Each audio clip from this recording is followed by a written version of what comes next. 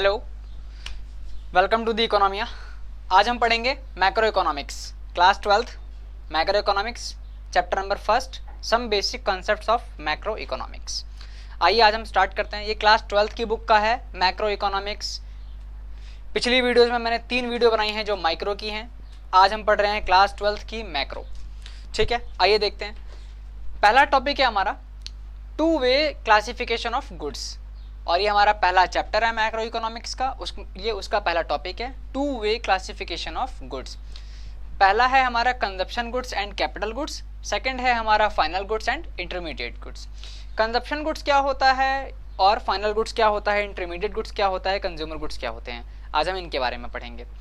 तो देखिए, consumer good बोल दीजिए या कंजप्शन गुड्स बोल दीजिए, दोनों सेम ही होते हैं।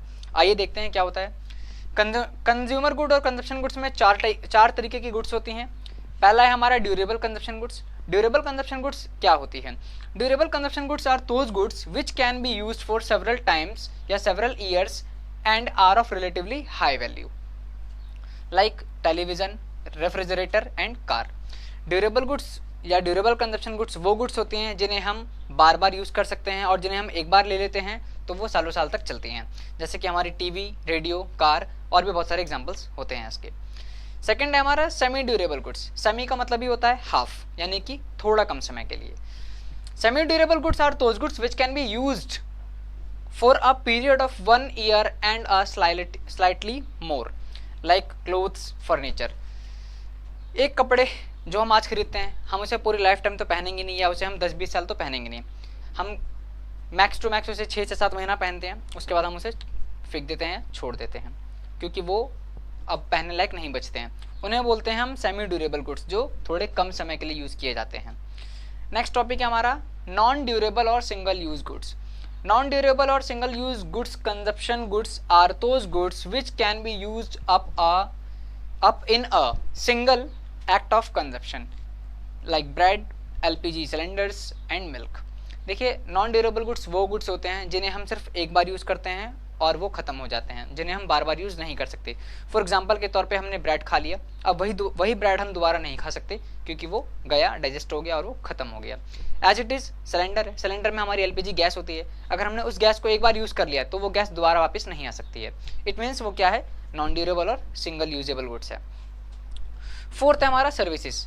सर्विसेज, ये सारी चीज़ें तो टेंजिबल होती हैं, जो सबको दिखती हैं। सर्विसेज एक ऐसी इकलौती ऐसी गुड्स है जो इंटेंजिबल होती है और जिसे बहुत कम लोग नोट करते हैं। पहले तो कोई नोट भी नहीं करता था, आज की टाइम पे इतनी ज़्यादा अवेयरनेस हो गई है कि सर्विसेज को लोग ज़्यादा वैल्यू देने लग गए हैं। फॉर एग्जाम्पल के तौर पे देखिए, हमारा है सर्विसेज में, services are those non material goods which directly satisfy human wants, like doctor, lawyer.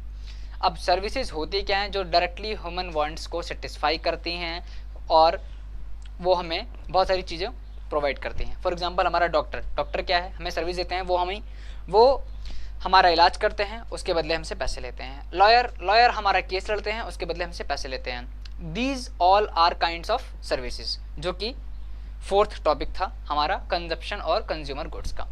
अब हम आते हैं, इसी में हमारा आता है कैपिटल गुड्स। कैपिटल गुड्स होती क्या है? Capital goods are fixed assets of producer. These goods are used in the process of production for several years and are of high value. Use of these goods leads to depreciation like plant and machinery. पहले तो मैं बता दूं capital goods होती क्या है। Capital goods एक ऐसी गुड्स होती है जो एक प्रोड्यूसर के लिए फिक्स्ड एसेट होती है, और वो फिक्स्ड एसेट क्या है, जैसे कि हमारी प्लांट एंड मशीनरी है, वो क्या है, प्रोडक्शन के काम में आती है। These goods are used in the process of production for several years, और जिससे हम क्या हैं, कुछ सालों तक प्रोडक्शन करते हैं और उससे हमारा बिजनेस रन होता है, उसको हम बोलते हैं क्या, कैपिटल गुड्स।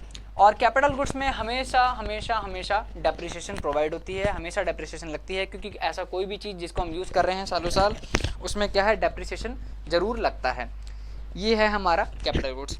अभी डेप्रिसिएशन का एक टॉपिक आएगा जिसमें मैं आपको बताऊंगा कि हाँ, डेप्रिसिएशन होता क्या है और उसके क्या मतलब, उसका एक क्या फैक्टर है, वो क्या उसमें मतलब क्या चीज़ें होती हैं, और वो कैसे कैपिटल गुड्स की वैल्यू को कैसे वो डाउन करता है।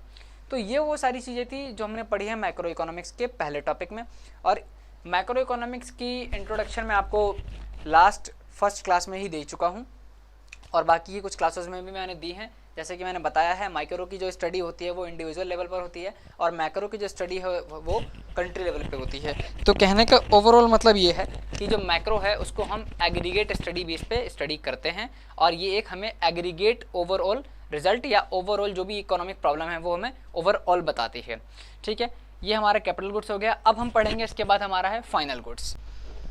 तो देखिए, हम बात कर रहे थे फाइनल गुड की, लेकिन उससे पहले मैं आपको बताऊंगा कैपिटल गुड्स के बारे में थोड़ा सा।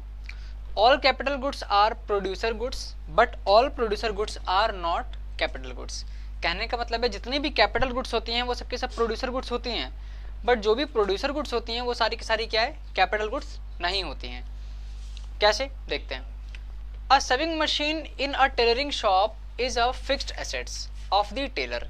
एक टेलर है, उसके पास एक सिलाई मशीन है और उसकी एक शॉप है टेलर की। तो वहाँ पे जो उसकी टेलर की जो शॉप है उस पर एक सिलाई मशीन है जो कि उसके लिए क्या है, फिक्स एसेट है। उसके लिए वो फिक्स एसेट है, तो hence it is a capital good. But the same machine with a consumer house hold is not a capital good. लेकिन वही मशीन एक घर में किसी के पास है और वो पर्सनली अपने कपड़े सिलने के लिए यूज करता है, तो वो क्या है, कैपिटल गुड नहीं है, वो क्या है, एक सिंपली एक ड्यूरेबल कंज्यूमर गुड है। कैसे, बताता हूँ। सपोज कर लीजिए कि आपके पास एक मशीन है और आपने वो मशीन दुकान में रख रखी है और आप उससे अपना बिजनेस चलाते हैं और वो आपके लिए एक फिक्स एसेट का काम करती है। आप प्रोडक्शन करते हैं और उस मोहल्ले के एरिया के कपड़े सिलते हैं, तो वो आपके लिए एक बिजनेस पर्पज़ के लिए हो गई। जब वो आपके लिए बिजनेस पर्पज़ के लिए हो गई, दैट मीन्स क्या है, वो लोगों के लिए कपड़े प्रोड्यूस कर रहे हैं, लोगों के लिए सिलाई कर रहे हैं, तो वो क्या कहलाएगी, कैपिटल गुड्स, क्योंकि वो आप बिजनेस पॉइंट ऑफ व्यू के व्यू से देख रहे हैं। लेकिन सेम वही गुड हमारे घर में है और हमारी मम्मी सिर्फ हमारे फटे हुए कपड़ों को सिलने के लिए यूज़ करती हैं उस मशीन को, तो वो क्या कहलाएगा, वो प्रोड्यूसर गुड कहलाएगा। इसीलिए ये प्रूव होता है कि जो भी कैपिटल गुड्स हैं वो प्रोड्यूसर गुड्स हैं, बट जो भी प्रोड्यूसर गुड्स हैं वो सारी की सारी कैपिटल गुड्स नहीं है, क्योंकि कोई ना कोई उसको कोई अपने पर्सनल यूज़ के लिए यूज़ करता है और कोई उसको बिजनेस के यूज़ के लिए यूज़ करता है। फॉर एग्जांपल के तौर पे कंप्यूटर भी ले सकते हैं आप। अगर मैंने अपने घर में रखा हुआ है तो वो मेरा पर्सनल यानी कि पीसी हो जाएगा, और अगर मैं एक साइबर कैफ़े खोल के बैठ जाऊँ और मैं लोगों के कुछ काम करना स्टार्ट कर दूँ तो वो मेरे लिए क्या हो जाएगा, एक कैपिटल गुड हो जाएगा। ठीक है, तो ये होता है कैपिटल गुड्स के बारे में। नाउ अब हम आते हैं फाइनल गुड्स। फाइनल गुड्स क्या होते हैं?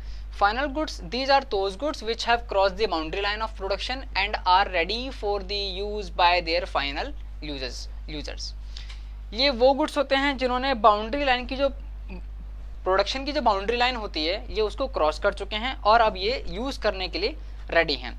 फॉर एग्जांपल के तौर पे कोई भी चीज़ अगर वो बन के रेडी हो चुकी है और हम उसको यूज़ करने जा रहे हैं तो वो क्या कहलाती है, वो हमारे लिए कहलाती है फाइनल गुड्स, क्योंकि वो रेडी फॉर यूज़ है, हम उसको डायरेक्टली यूज़ कंज्यूम कर सकते हैं या यूज़ कर सकते हैं। अब उसके एग्जांपल बहुत सारी चीज़ें हो सकती हैं। फॉर एग्जांपल के तौर पे आप ये मार्कर ले लीजिए, ये मार्कर क्या है, फाइनल गुड है।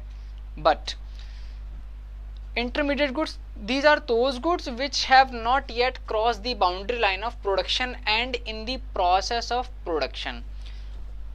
इंटरमीडिएट गुड्स वो गुड्स होती हैं जो अभी रेडी फॉर यूज़ नहीं है, जो अभी प्रोडक्शन के प्रोसेस में ही हैं और अभी वो पूरी तरह से यूज़ करने के लिए तैयार नहीं हुई हैं। जैसे कि हम कह सकते हैं रॉ मटेरियल। एग्जांपल देता हूँ आपको शुगर का।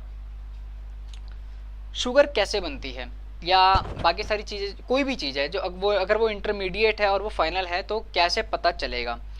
अब देखिए, अगर हम एग्जांपल ले लेते हैं चीनी का। चीनी दुकानदार के पास है और उससे हम लेके आ रहे हैं और हम उसको डायरेक्टली यूज़ कर रहे हैं, डायरेक्टली कंज्यूम कर रहे हैं, तो चीनी हमारे लिए क्या है, फाइनल गुड्स है। लेकिन चीनी बनती कैसे है, गन्नों से। तो गन्ना जो है वो एक रॉ मटेरियल के तरीके से यूज़ किया जाएगा चीनी बनाने के लिए, तो जो गन्ना होता है वो हमारे लिए इंटरमीडिएट हो जाएगा और जो चीनी है वो हमारे लिए फाइनल गुड्स हो जाएगी। इस तरीके से कोई भी चीज़ें होती हैं या कोई भी गुड्स होता है उसको हम कैटेगराइज करते हैं। अगर वो रेडी टू यूज़ है तो हम उसको बोलेंगे फाइनल, अगर वो रेडी टू यूज़ नहीं है, वो प्रोडक्शन के प्रोसेस में है, तो हम उसको बोलते हैं इंटरमीडिएट गुड्स। ठीक है, अब हम आते हैं, देखिए इन्हीं दोनों से मिलता जुलता एक टॉपिक है, द सेम गुड्स में बी फाइनल और इंटरमीडिएट। सेम गुड फाइनल भी हो सकता है और इंटरमीडिएट भी हो सकता है। हाउ, कैसे? It's depend on our use and it's also depend and use of that goods. कहने का मतलब है, सपोज कर लीजिए कि मेरे पास मिल्क है, मैं उस मिल्क को डायरेक्टली कंज्यूम करता हूँ, डायरेक्टली पी जाता हूँ, तो वो मेरे लिए क्या हो जाएगा, फाइनल। लेकिन अगर मैं उसी मिल्क से टी बना रहा हूँ या कॉफ़ी बना रहा हूँ, तो वो क्या है, इंटरमीडिएट है। कैसे, आइए देखते हैं। द सेम गुड में बी फाइनल और intermediate goods, the distinctions depend on the end use of goods. ये उस गुड के अंतिम यानी कि एंड यूज पे डिपेंड करता है कि हम उसका आखिरी इस्तेमाल कैसे कर रहे हैं। फॉर एग्जाम्पल के तौर पे मैं आपको एक दूसरा एग्जाम्पल भी दे सकता हूँ। सपोज कर लीजिए हम लकड़ी का एग्जाम्पल ले लेते हैं। ये मेरे पास एक लकड़ी है, अगर इस लकड़ी को मैं डायरेक्टली, अगर पहले हम इसको रॉ मटेरियल के वे में देखते हैं। लकड़ी है, लकड़ी कहाँ से आती है, पेड़ से आती है। हमने पेड़ से काटी लकड़ी और उस लकड़ी को हमने एक कोई भी फर्नीचर बनाया। उस फर्नीचर का यूज़ अगर हम कर रहे हैं तो वो क्या है, हमारे लिए फाइनल है, क्योंकि हमें बना बनाया मिल रहा है। लेकिन उस डिपेंड ये करता है कि हमें ये बताना है कि वो फाइनल कैसे है और इंटरमीडिएट कैसे है, उसका एंड यूज़ बताना है। अगर उस लकड़ी को मैं डायरेक्टली जला करके, या पहले के ज़माने में होता था कि खाना बना रहे हैं तो चूल्हे में डायरेक्टली हम लकड़ी जलाते हैं और उसे यूज़ कर लेते हैं। उस चीज़ का उस चीज़ से हम वैसे यूज़ करते हैं। इसी तरीके से डिपेंड करता है एंड यूज़ पे। अगर उस लकड़ी का यूज़ मैं टेबल बनाने के लिए कर रहा हूँ, तो जब मैं टेबल बनाने के लिए कर रहा हूँ तब वो क्या है, रॉ मटेरियल है, तो उसको रॉ मटेरियल माना जाएगा। लेकिन उसी लकड़ी से मैं कोई एक ऐसी चीज़ बना रहा हूँ जो डायरेक्टली मेरे काम आ रही है, जैसे कि मैंने डायरेक्टली उस लकड़ी को मैंने जला करके खाना बना लिया चूल्हे में, तो वो मेरे लिए क्या है, फाइनल गुड्स हो जाएगी। ऐसे ही बहुत सारे एग्जाम्पल्स हैं जो हम दे सकते हैं। तो बस इस चीज़ पे हमें ये देखना होता है कि वो depend on and use of good किस तरीके से ली जा रही है। कहने का मतलब ये है कि हम उसका आखिरी इस्तेमाल किस तरीके से कर रहे हैं। नेक्स्ट टॉपिक है significance of distinction between intermediates goods and final goods. दोनों की गुड्स का क्या सिग्निफिकेंस है, क्या महत्व है और ये महत्व क्यों है, किस लिए बताना ज़रूरी है, वो सारी चीज़ें। अब देखिए, distinctions between intermediate goods and final goods is significant as it helps to avoid the problem of double counting in the estimation of national income. Double counting occurs when if the value of intermediate goods included in the estimation of national income, only the value of final goods is to be included in the estimation of national income.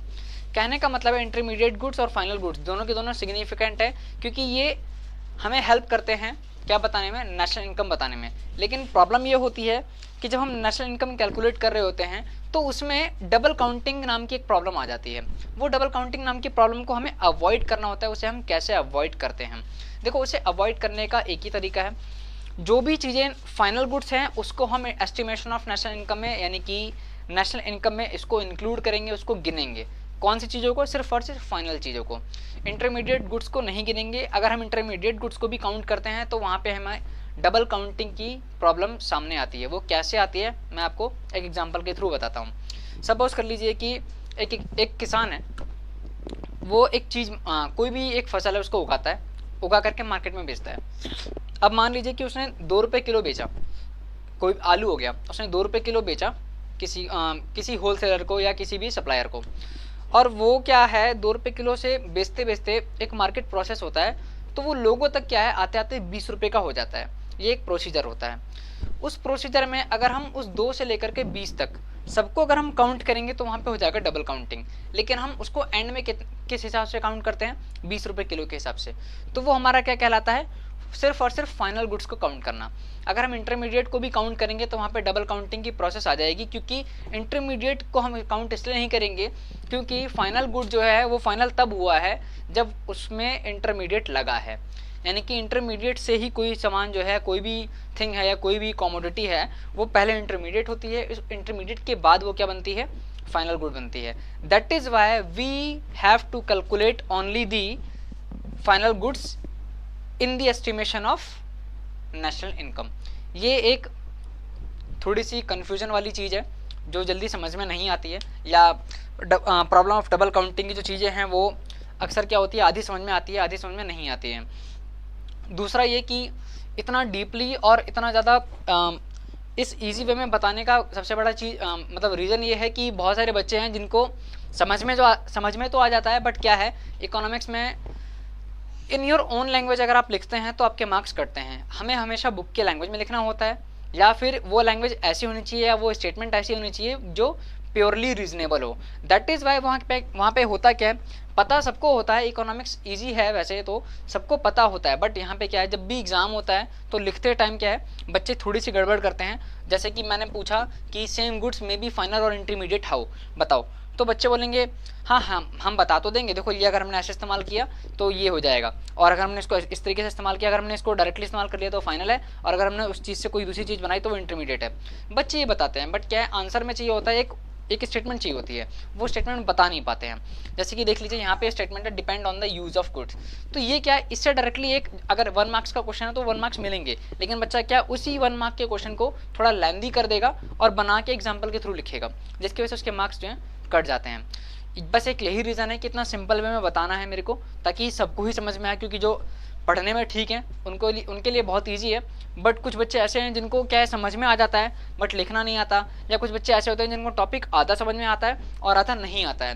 That is Y मेरा ये पूरा explain करने का एक यही सबसे बड़ा reason है, और कुछ नहीं है। और सेकेंड थिंग ये है कि अगर इस वीडियो में आपको कुछ भी डाउट लगता है या मेरी कोई मिस्टेक लगती है जहाँ पे मैंने कोई मिस्टेक की हो, या यहाँ पे आपका कोई भी ऐसा डाउट हो जो क्लियर ना हुआ हो, या कोई एग्जांपल हो जिससे आपको कोई चीज़ क्लियर ना हुई हो, तो आप मुझे कमेंट करके बताइए, मैं आपको उससे रिलेटेड और भी दूसरे एग्जांपल्स दूंगा, और भी कोई इजी वे होगा तो मैं ज़रूर उसको बताऊंगा।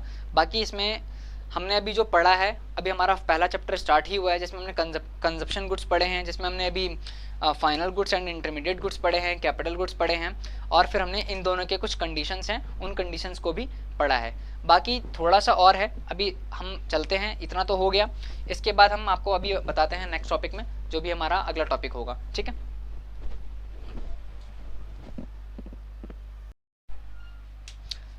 ठीक है, देखिए अब हमारा नेक्स्ट टॉपिक है concept and components of investment. Investment का क्या कंपोनेंट है और क्या कंसेप्ट है। सबसे पहले हम जानेंगे इन्वेस्टमेंट होती क्या है। Investment is a process of capital formation or a process that increases the stock of capital.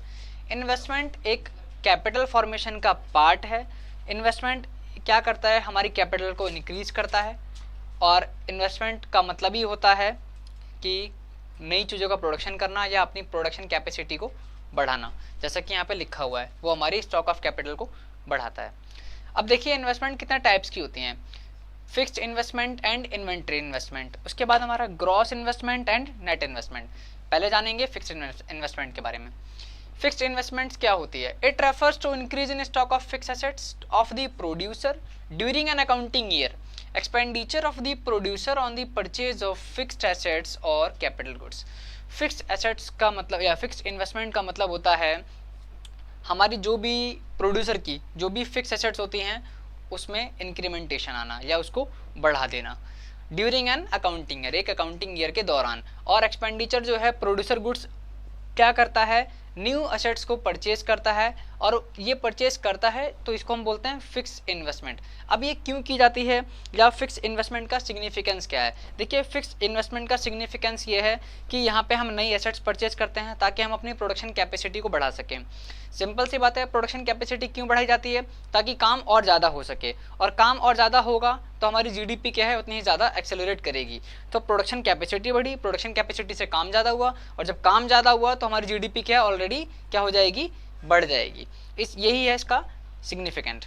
Inventory investment क्या होता है, it at a point of time producer hold the stock of finished goods यानी कि unsold, semi finished goods यानी कि जो production के process में है, और रॉ मटेरियल, इनको हम बोलते हैं इन्वेंट्री इन्वेस्टमेंट। इन्वेंट्री इन्वेस्टमेंट क्या होता है, इन्वेंट्री स्टॉक क्या होता है। इन्वेंट्री इसमें इन्वेस्टमेंट होता है हमारे जो स्टॉक हैं, जो बचे हुए स्टॉक हैं, या जो स्टॉक अभी प्रोडक्शन में चल रहे हैं, या जो भी हमारे पास स्टॉक है उसको मैनेज करना। और अगर हमें इस तरीके से मैनेज करना है कि जो भी हमारा इन्वेस्टमेंट है या जो भी हमारी स्टॉक है वो आने वाले टाइम में कम ना पड़े, और हमें क्या है शॉर्टेज ना हो प्रोडक्शन कैपेसिटी के दौरान। यही होता है हमारा इन्वेस्टमेंट, किसको लेकर के, इन्वेंट्री को लेकर के। Gross investment and net investment. Gross investment क्या होता है, replacement of fix assets owing to their depreciation. is a part of gross investment but it does not cause any net increase in the existing stock of capital. It only maintains the existing stock of capital.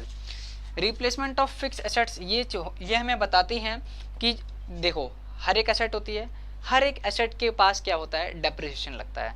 हर कोई सी भी ऐसी चीज़ हो, कोई भी चीज़ हो, सब चीज़ों पे डेप्रिसिएशन लगता है। डेप्रिसिएशन का कॉन्सेप्ट मैं आपको बताऊंगा अगली क्लास में क्या होता है, पहले अभी के लिए सिर्फ हम ये जान लेते हैं। देखिए हर इस एसेट्स पे डेप्रिसिएशन लगता है और उसी डेप्रिसिएशन की वजह से क्या है, हमें अपने एसेट को रिप्लेस करना पड़ जाता है। ये हमारा ग्रॉस इन्वेस्टमेंट का एक पार्ट होता है, बट ये क्या है, किसी भी तरीके की इंक्रीमेंट नहीं करता है हमारी एग्जिस्टिंग स्टॉक ऑफ कैपिटल में। वहाँ पे कुछ भी इंक्रीमेंट नहीं होता है और ये सिर्फ और सिर्फ मेंटेन करता है जो स्टॉक हमारे पास पहले से है, यानी कि ओवरऑल इन्वेस्टमेंट को हम बोल सकते हैं क्या, ग्रॉस इन्वेस्टमेंट। ऐसे ही एज इट इज हम बात करते हैं नेट इन्वेस्टमेंट की। नेट इन्वेस्टमेंट क्या होता है, देखो नेट इन्वेस्टमेंट ग्रॉस इन्वेस्टमेंट का ही एक पार्ट होता है। जब हम नेट इन्वेस्टमेंट में से माइनस कर देते हैं डेप्रिसिएशन या हमारे फालतू की जो भी खर्चे हैं उस, तो हम उसे क्या बोलते हैं, नेट इन्वेस्टमेंट बोलते हैं, जो कि हमारा एग्जैक्टली वर्क करता है, जो कि हमारा एग्जैक्टली वर्किंग कैपेसिटी बढ़ाता है, जो कि एग्जैक्टली हमारा प्रोडक्शन कैपेसिटी बढ़ाता है, जो कि एग्जैक्टली हमारी जीडीपी को ओवरऑल तरीके से बढ़ाता है। Net investment enhances the production capacity, exactly generates opportunities of employment, employment की अपॉर्चुनिटीज क्रिएट करता है, and promote efficiency of labour and accelerates GDP growth, जैसा कि मैंने आपको पहले ही बताया। अब देखिए बात क्या है, इसका सिग्निफिकेंस मैंने अब इसका सिग्निफिकेंस भी इसी डेफिनेशन के अंदर है, इसकी सिग्निफिकेंस भी इसी डेफिनेशन के अंदर है। अब सबसे बड़ी चीज़ ये है कि इन्वेस्टमेंट का मेन मकसद क्या है। देखो इन्वेस्टमेंट का मेन मकसद ही होता है प्रोडक्शन की कैपेसिटी को बढ़ाना, यानी कि ओवरऑल हमारे काम को बढ़ाना, हमारी जीडीपी ग्रोथ को क्या करना, आगे बढ़ाना। अब बहुत सारे बच्चे पूछते हैं कि हम जब नेशनल इनकम पढ़ रहे हैं या मैक्रो इकोनॉमिक्स पढ़ रहे हैं तो उसमें हम इन्वेस्टमेंट के बारे में पढ़ते क्यों हैं।